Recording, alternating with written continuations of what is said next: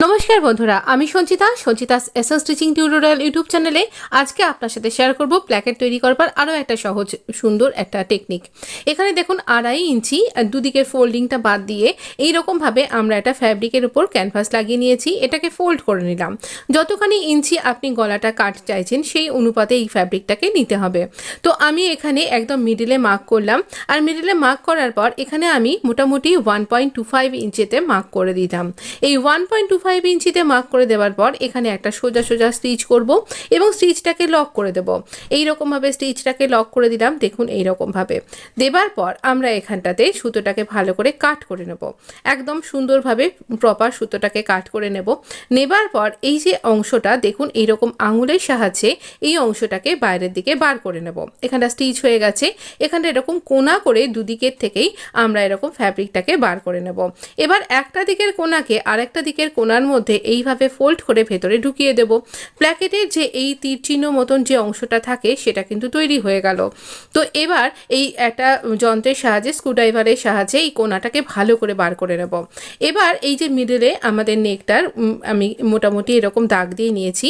এই মিডলটাতে আমরা বসাবো। এখানে দেখুন আমি দাগ দিয়ে নিয়েছি। যতটা কাট আপনি চাইছেন সেই অনুপাতেই আমরা কিন্তু এখানে এটাকে কাট করে নিয়েছি।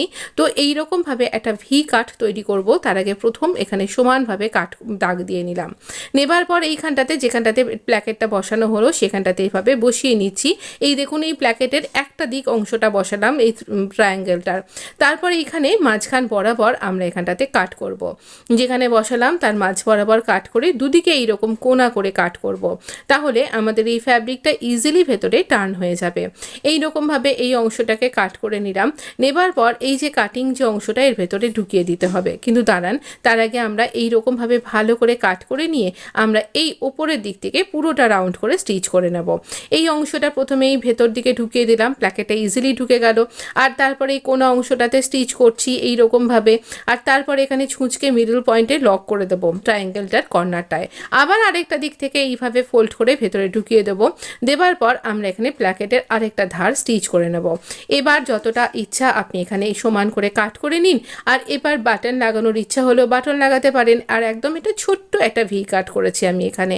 আপনি এইভাবে তলায় লুপ বাটন করেও কিন্তু তৈরি করতে পারেন। সেই নেক ডিজাইনটা আরেকদিন আপনার সাথে শেয়ার করব। এই প্ল্যাকেটের সোজা নেক ডিজাইনটা আপনার কেমন লাগলো? যদি ভালো লেগে থাকে অবশ্যই লাইক শেয়ার সাবস্ক্রাইব করে কমেন্ট করে আমার পাশে থাকবেন। দাঁড়ান, ফাইনাল লুকটা আমরা একবার দেখে নিই। এখানে আমি একটা ফলস বাটন এরকম লাগিয়ে দেখছি এটা কীরকম দেখতে লাগছে।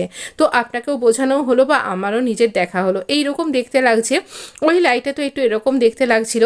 তো দেখুন এই রকম দেখতে লাগবে। এটা ভীষণ ইজি তৈরি করা। যারা বিগিনার্স তারাও কিন্তু প্ল্যাকেট তৈরি করার সময় অনেক কিছু ভাবনা চিন্তা করেন কিভাবে করব ইত্যাদি। তো এইভাবে করলে ইজিলি কিন্তু এটা তৈরি হয়ে যাবে। আর কত ঝামেলাও নেই কিন্তু। ভালো লাগলো তো?